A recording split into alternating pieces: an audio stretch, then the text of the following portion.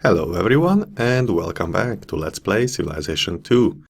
In the last two episodes we have been playing around with Marco Polo's embassy, making contact with other civilizations and trading world maps and technologies. And that enabled us to gain knowledge about the geography of this region. Actually, I think we can see about 70, maybe 80% of the entire map, which is good enough for now, and we don't need to do much exploration anymore. Actually, I would like to tell you that this game, Civilization, and actually all its versions from 1 to 5 currently, I think, are something which we are calling 4X strategy games. And 4X means, or stands for Explore, Expand, Exploit and Exterminate. So the exploration phase is already behind us with the help of other civilizations, of course. And now we need to concentrate on expansion. Now we have expanded a lot. We have most cities, 6 over here, 7th right there, which we will not keep anyway. We can't expand over there. There's Romans and Carthaginians, but we could go left and colonize this part of the world, and also north and colonize this part. Actually, I would like to start by taking this city for us. So that's our midterm plan for the next couple of episodes, basically. Expand and see how it goes. I want to stop the expansion of Romans by taking their city and limiting their movement to this area. And I want to prevent the expansion of Sioux as well. Putting a unit somewhere over there should be enough. Good, but enough talking, let's end the turn.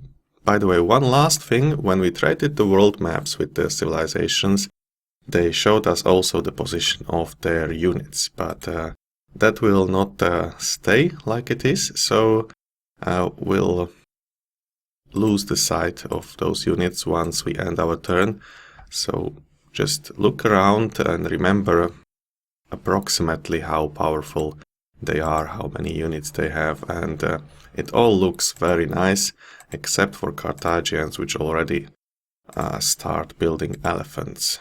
So the rest is pretty pathetic. Okay, let's end the turn now.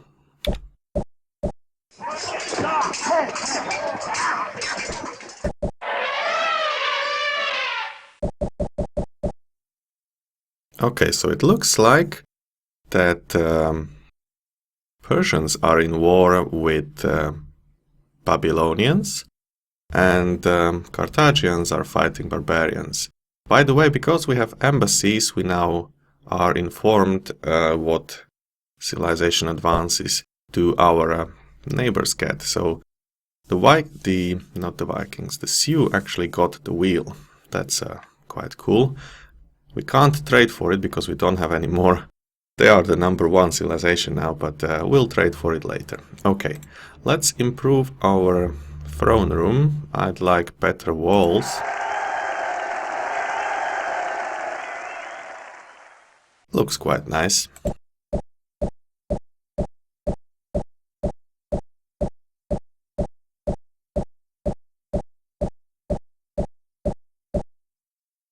There's a lot of barbarians as well on the map, and now we can see we don't see any military units anymore. We see only the towns, the cities, I mean, the settlers, so non-combat units, the barbarians, and I think this one we see because it's close to us, of course, and I think we also see things which are fortified in fortifications for some reason.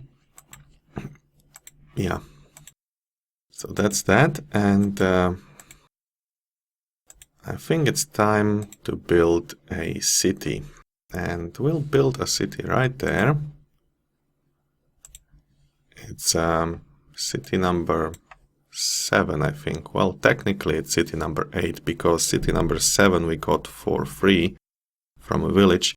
But I will anyway name it city number 7, and it will be called... Whoops! I did not click. The game actually has timeouts for these things, but that doesn't matter because we can rename the city right there. So this one will be St. Gallen, city number 7. And they will be building phalanx units. Yes, that's quite reasonable. Okay, Lucerne. How many? Lucerne is already supporting 3 units. So let's actually change the home city of this unit from Lucerne to this current city. Support from this city. Okay, and now we can see that it has changed to St. Gallen. We'll even let them sleep so that they can heal quicker. Okay. Did this change anything in the happiness? No, it did not. Okay, we built 1 unit there in Geneva. I think we need 1 more, but we need also phalanx units, so let's build that instead of the warriors. These guys can fortify. The archers, what will the archers do? The archers will go down and eventually somewhere over there and explore a little bit more, just like these horsemen over there. You will go back home, and that's that. Now we are building settlers in Bern. They are almost finished. It will take 2 turns, but we can help it by buying it for 11 gold. Let's do that. And then Colossus, Caravan, Great Wall. Temple is almost finished in Winterthur. Okay. How much? 24. And it would save us 4 turns. Now, Winterthur is not so relevant at the moment, but I think we can actually build triremes. So let's buy the temple and start building trireme in this city in the next turn. Okay, anything else? I guess not. Over here you can see that everybody has changed to uncooperative again. That's not really cool. And let's also check what are they researching now. They may be researching something we will need later on. So the Romans are researching pottery, no need for that. Babylonians, the map making. Vikings, the construction, same as we are. Persians, the wheel. I think the Sioux already have that. Carthaginians, also the wheel, and Sioux are researching seafaring. Okay. And they have the wheel already. Good, good. That's fine. Let's end the turn. Spies report the Sioux government has been overthrown. So they are probably switching to monarchy or the Republic. And they will be in anarchy for some time. Winterthur builds temple and now they need to build triremes. By the way, let's read something about triremes. Maybe lost out of sight of land. They have movement rate of 3, which is excellent. They don't cost too much, so we can afford them. We can afford to build them. The trireme was the first ship designed for war. Introduced by the Greeks, triremes were powered by 3 banks of oars on each side, manned by well-trained oarsmen. The oarsmen were highly paid professionals or patriotic citizens, not slaves and prisoners as depicted in fiction. A huge bronze beak mounted at the bow of the ship was used to ram and sink enemy ships. Because of its long, narrow hull, the Trireme was very unstable in all but the calmest waters, and as a consequence its crew rarely ventured out of sight of land for long periods of time, lest the ship be caught in a storm and sunk. So we need to take care of that. You always need to end your turn close to land, otherwise there's quite a big chance that your ship, together with everything on it, will sink. Okay, so let's continue building triremes here. And Burn builds settlers. That's okay. And now we can change to something else. I think we'll change to, well, production is not so good, trade is also not very good. This is our capital city with palace and temple. I mean, we could potentially build a granary, or we could build something else like caravans, or we can continue building settlers. That's a dilemma. I don't think it makes sense to start building a wonder of the world, so let's just switch to caravans, and maybe in the course of time we'll switch to some other unit. Okay. Good. The archer goes down. The settler. Now we don't need to go this way at all. We could potentially go more to the east. There should be some land over there. We can go west as well. I think that's what we should do. Yeah. But first, let's build some irrigation over here and over there. So go there and let's build irrigation. Now I think I haven't told you what irrigation is good for, so let's read something more about it in the Civilopedia. Game concepts. Irrigation. It can definitely tell you this better than I can. When the early farmers moved down from the hills into the valleys of the Nile, Tigris and Euphrates rivers, they had to develop the technology of irrigation. The freshwater rivers passed through lands essentially barren due to the lack of rainfall.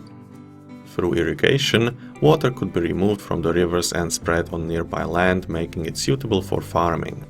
Irrigation increases food production in grasslands, plains, deserts and hills. Only squares vertically or horizontally adjacent to water, oceans or rivers, or another irrigated square can be irrigated. After the discovery of refrigeration, terrain squares can be double irrigated to create farmland. Settlers and engineers can be ordered to irrigate by pressing the I key or by selecting Build Irrigation from the Orders menu. Very good. This square is on the river actually, so it can be irrigated, so let's do that.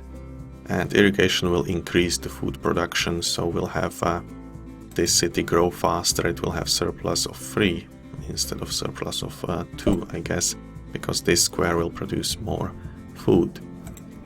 Build irrigation. Okay, with you we want to move more in this direction. And you can go home. And that's about it. Okay. This looks fine. Nothing to be built very soon. Maybe the settlers in Giza. So I don't need to check that. Everybody is still only uncooperative. Everybody's happy. This covers every 9 turns, but it will take about 2, maybe 3 turns to discover construction finally, and then we can trade it with Sioux for the wheel. Or we could continue with something else.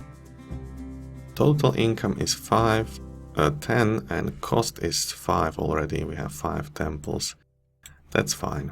And we need to start trading very soon, because that's also a very important part of the game. So that's why I am building those caravans. If you don't know what you want to build, then build caravans. They are always useful.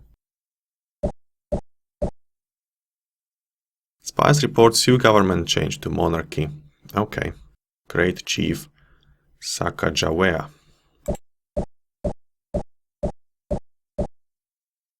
Romans and Persians declare war on each other. So, wow. Romans are actually represented here by one chariot, I think, or that unit which went all the way, as we can see here. And I have no idea why they declared war on each other, but it's okay for me.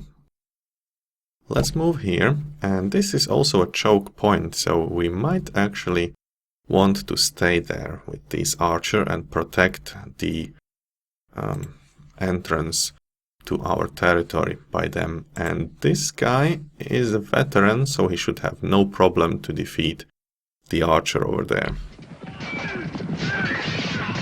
Or not. Well, that's unfortunate. How can that happen? I guess we'll have to send these horsemen then to help us explore. I really didn't think I would lose this battle. Well, that's why it's always good to have 2 units, at least 2 units when you make any sort of attack. This is still fine. Everybody's still happy. Let's end the turn here. Yeah, it is our turn to move and a casualty has been reported. So let's... Whoa. Well, that's strange. They continue to move even though we open the window. And we have even discovered construction now, so it allows us to build fortresses, aqueducts, colosseums, and is a prerequisite to many other things. Let's read about the construction. The development of masonry led to a widespread use of stone in simple structures such as fortifications, but due to the weight and cumbersome nature of stone blocks, more complex structures had to be made of simpler materials. The need for the widespread use of the more durable and permanent materials eventually became apparent, forcing ancient artisans to learn new techniques. The biggest problem to overcome was finding a stable way to span the distance between 2 upright columns or walls using stone blocks. To solve this problem, fundamental architectural elements such as the arch and vault evolved. The basic construction techniques allowed larger and more elaborate buildings to be created from stone and mortar. Many of the buildings erected by these early builders are still standing, a testament to the sound construction techniques employed in their construction. Excellent, and now our settlers can use the fortress F order to build fortresses. Fortress squares double the defense of units defending within and prevent more than 1 unit at a time from being lost in combat. Now, if you don't understand the other part of this, if you have 2 or more units standing on the same tile and somebody attacks you and wins the combat against one of those units, all other units are lost as well, unless you have a fortress there, or a city, of course. And now let's finally develop the monotheism. I want to do that so that I can build the Michelangelo's chapel instead of cathedrals in all cities, and finally have a little bit of peace with the unhappiness and concentrate on growing our cities. That will be the expand phase of, part of the expand phase I was talking about earlier. However, I would also like bridge building, and we eventually need mathematics as well for astronomy, and we need medicine as well. However, monotheism will give us access to Crusaders as well, which are a very good defensive and offensive unit. Yeah, so as I said, this is my primary goal. Let's go for Monotheism. And we lost a horseman. That's our first casualty to barbarians near Geneva at these coordinates. Well, I guess we'll use this archer now then and move there anyway. You can go back. This guy is fully healed. That's excellent. Maybe we can just build warriors first, so that we have at least one unit there, and we can use you to explore some terrain. Are you unhappy? No, you are not. So we can use the horsemen to move down and explore this part of the map. But it's been 21 minutes already, so I guess we need to stop here and continue in the next episode. Till then, bye bye.